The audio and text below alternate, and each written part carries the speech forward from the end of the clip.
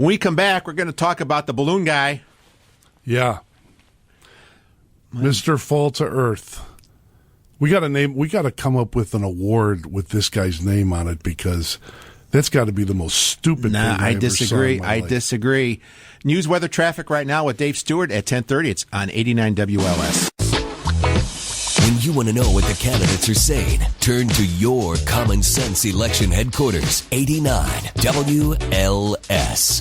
10:37, I want to remind you to sign up for the Townstone Financial WLS text line and receive breaking news from 89 WLS. Text breaking to 68683. Standard text messaging rates apply. For details, click on the mobile tab at WLSAM.com. Breaking news yesterday was the young man, Felix Baumgartner from Austria, I believe, who jumped out of a capsule 24 miles above Earth. That is just insane.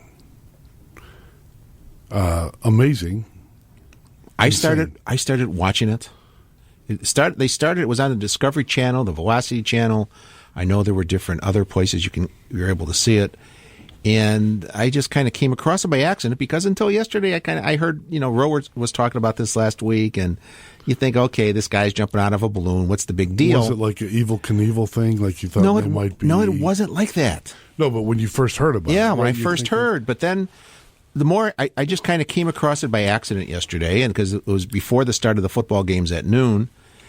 And I just started watching, and they had this big balloon. It was this real tall, skinny balloon. Somebody told me the size of the Statue of Liberty was taking up this guy in this little capsule.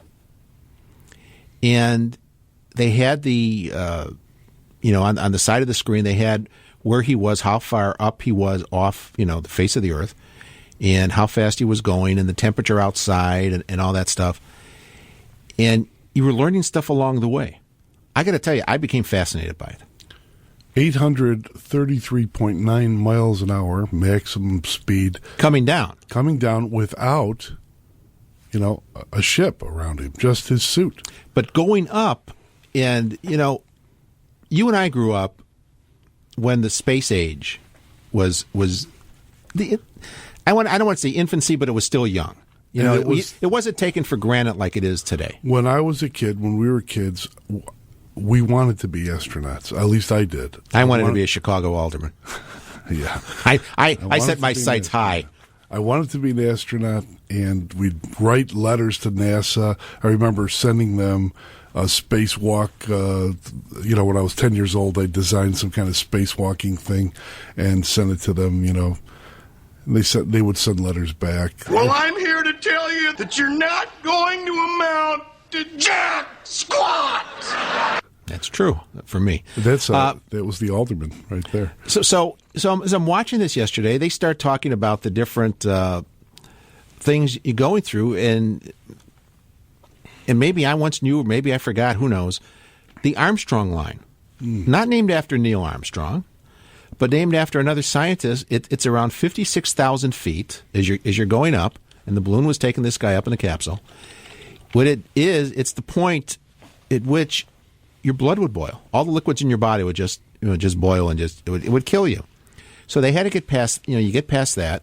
And he got up to around 120-some thousand feet and was looking at the temperature. When he was down around 40,000, 50,000 feet, the temperature outside the capsule was like 100 below zero. He was 50-some degrees inside his capsule, but outside was 100 below. But as he got up to 124,000 feet or so, the temperature kept going back up. It was like 14 degrees outside when he finally made the jump.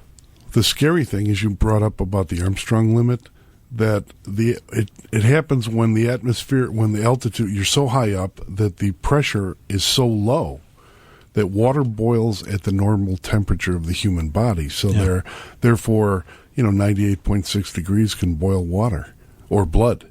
I mean, how amazing. And then when he got up to where he was going to jump, they had to depressurize his suit and then pressurize it again, and then at some point the difference, because there was no pressure outside, no air pressure, it was basically zero outside, and then the door popped, and then they had this shot of him from inside the capsule of him sitting on the stairs and looking down on the Earth. He was about 50 miles from where they started in New Mexico. They had, the balloon had traveled.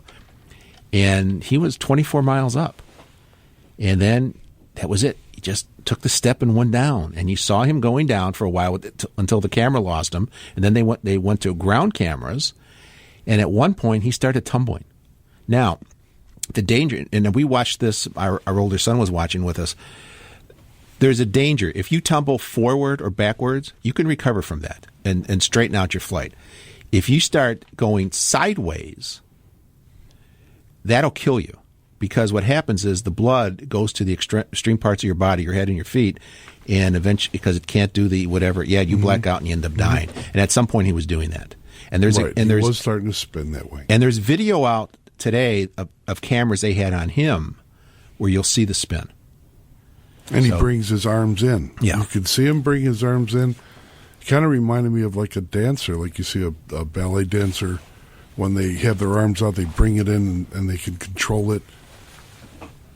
Yes. So he set a record for, I think, the highest with a balloon.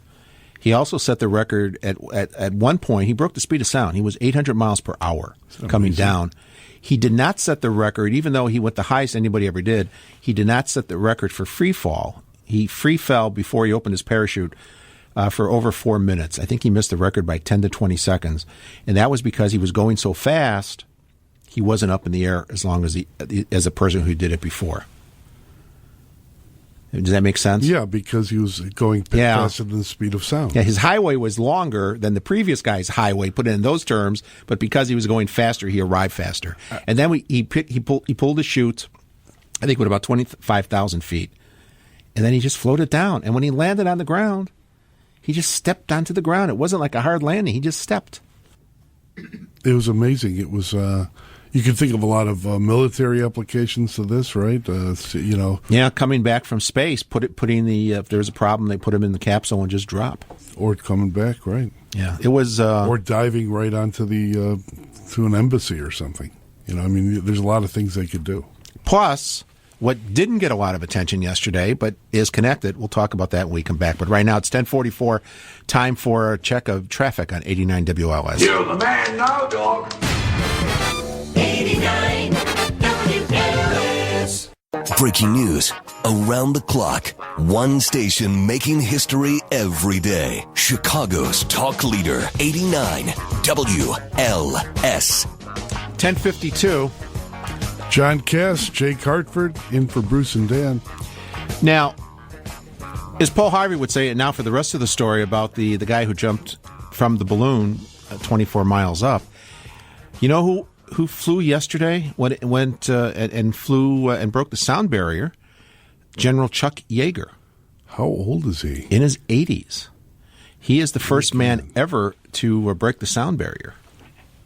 Chuck Yeager. The test pilot. 80s? Yeah. He's 89 years old.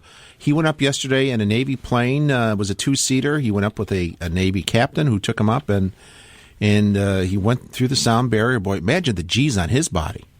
89 years old, going through the G's. Huh? Breaking the sound barrier again. And he landed the plane. Landed the plane. 65 years after his first... To the day. It was 65 years to the day. And it got overshadowed by the young man in the balloon. Right. But in effect, when Yeager went up 65 years ago, there was nobody had ever done that before. And it was like, is there a reason to do it? Why are we doing it? But it turned out there was a reason. Because of guys like him, the pioneers, we went into space. And we got a lot of things out of it. And I'm properly admonished because I was saying, why jump out of the capsule? Why fly by yourself? But think about it. What things can we learn about the Armstrong line that you were talking about earlier, and other things? And as we do science, right? That's how things happen. Yeah, and not just Tang, but I mean other good stuff. Well, computers. Yeah. Look how they had to miniaturize everything to go up into space. Transistors,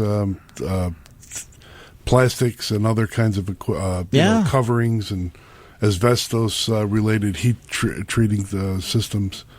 And the way it worked out yesterday, I got to see the end of the noon football games anyway, so I didn't really lose out much. And I got to see something that was enjoyable. And if they replay it, folks, I would say tape it and watch it. Yeah. It was interesting. Anyway, 10:54, we'll be right back. 89 WLS.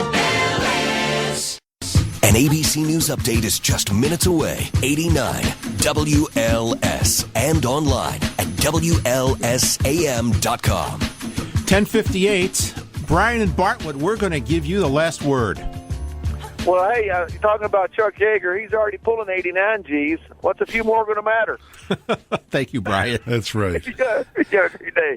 And he's doing it during WLS's 89th anniversary, too. Thank you, Chuck Yeager. You did that on purpose. That was awesome. He was the pioneer for space. Yeah, without him. All those and guys. he didn't have to look like Sam Shepard anyway. No. You know? Hard to believe he was 25 at the time. They were kids. Anyway, we're out of here. We're done. We're done, and I'll see you in a day. Tomorrow's the big debate. Mm-hmm. And apparently both sides are very unhappy that Candy Crowley is going to be asking questions because she's not supposed to be. Well, she said that adding Ryan on the ticket was a death sentence for Romney, right? So I guess she's not biased in any way. It's supposed to be people who don't know who they're voting for. They're submitting the questions in advance, and they're supposed to be do the follow-up. It's not supposed to be her, and apparently both sides agreed to that, and she didn't, so now they're unhappy. And are there people who really are undecided? Let's get to it. When you get in bed with Candy Crowley, you get in bed with Candy Crowley, I guess. Anyway, Rush Limbaugh coming up in a few minutes, then Rowan Roper from 2 until 6 to bring you your afternoon drive home. All that and more as we continue. We'll be back tomorrow in 22 right here on 89 WLS.